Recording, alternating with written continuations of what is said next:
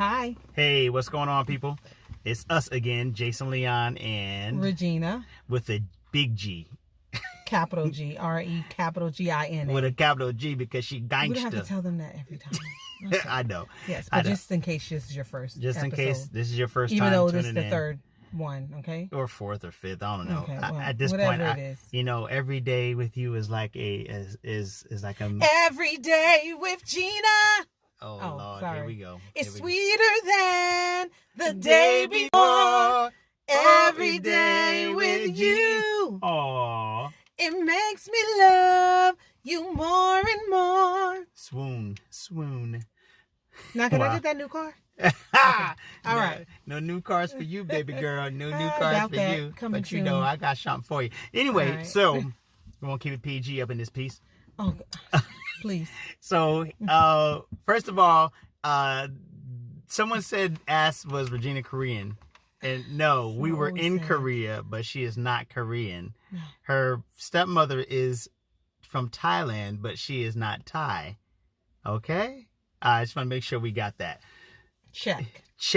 All right. All right. So what we wanted to talk about briefly today is, well, from my standpoint and from Regina's standpoint, someone asked the question, what was one of the biggest challenges that we faced since we've been married?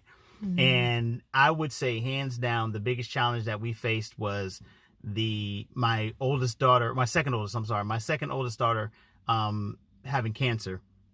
And that was the biggest challenge because it kind of showed, for me anyway, it showed me, some of the bad things that could happen in a family, some of the challenges, some of the just really bad things that could happen that you never really would have dreamed could happen. Mm-hmm. And how do you deal with those things when they do happen?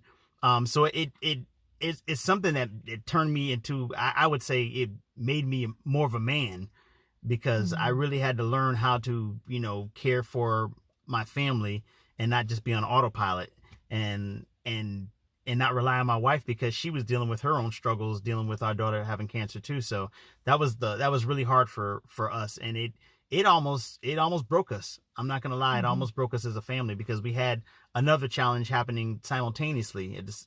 So it was a really big deal. But how do we overcome it? Well, first, 2007, for me, it wasn't just Anna being diagnosed with cancer. For me, it was two-part, because 2007 was a rough year, period, hands down.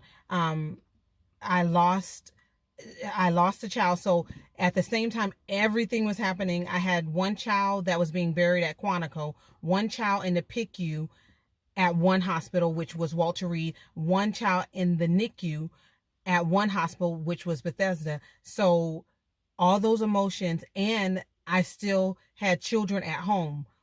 It was a challenge. And that's like, those challenges can make or break you. But it kind of like, not just make or break you, but it tells you who you are in that moment. And it also helped, one thing begot another thing. One thing helped me with the next challenge. It wasn't like it was all at one time. It was like, okay, this happened, and then 2 months later, the next thing happened, and then the next thing. So thank God it didn't all happen at once.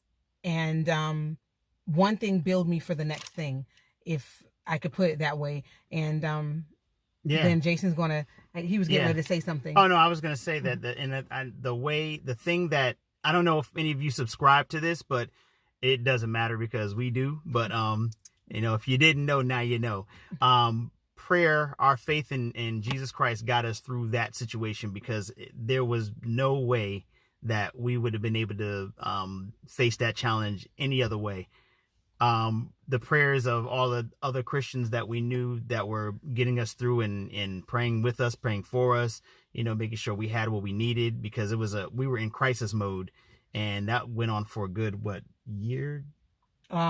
Many years, because some of our healing didn't come until many years after. So it was just a lingering thing, because for many years I was just like, why do I have to experience part of a blessing? Why can't you do it all and make it happen, God? So like you said, some people, y'all have your own different beliefs. I'm not pushing my belief on you, But I know that for me, I have my one scripture: Anna will live and not die, and she will tell what the Lord has done.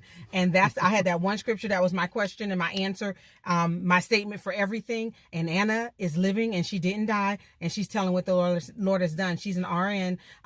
But on the other hand of that, Anna had shared something with me that I want to share with everyone else. Some people don't get their healing on this side, and she was saying this is not the end. Healing could come on the other side, and that's okay. And she was all right if her healing came on the other side, but she knew for sure. I remember her saying, as a 14-year-old, saying, well, they were trying to decide which one she had. One was renal, and one was a childhood cancer that they never saw in a 14-year-old. And I remember Anna saying, well, I don't have that one.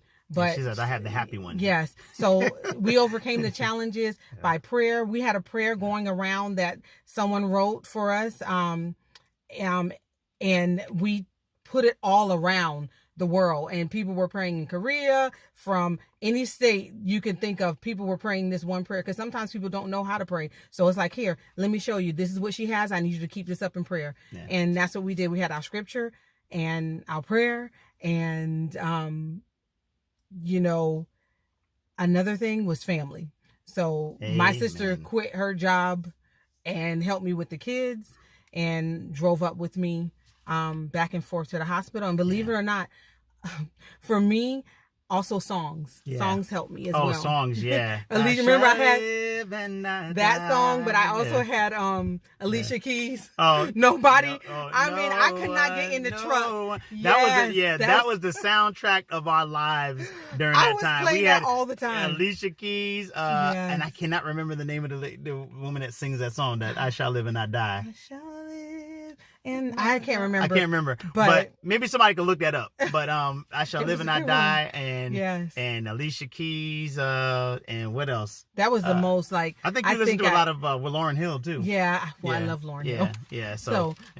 But those two songs in particular, I had on repeat. And all my family knew, like, I couldn't go to the hospital to see the baby without that CD. Until Alicia Keys was on. Yeah. So, anyway. But I had the song in a different light. I'm not sure why she wrote it and what it was written for. But for me, I was like, nobody is going to get in the way of my relationship with Christ. And I know this is a big thing, but I know that he can work it out. And I'm not accepting no for an answer. So, like I said, you may have a problem with it, but I believe in Jesus all day, every day, hands down. You can believe what you want. But for me, I need someone that died for me, rose, and is constantly making intercession, because God knows I can't do it for myself. Yes. She preaching better than y'all saying amen. So anyway, but, we had a challenge, and it was a big one, and it was a series of challenges, but we still here. We still here. That's right. All right. Well, I think that's it. Love you guys. Bye. Deuces.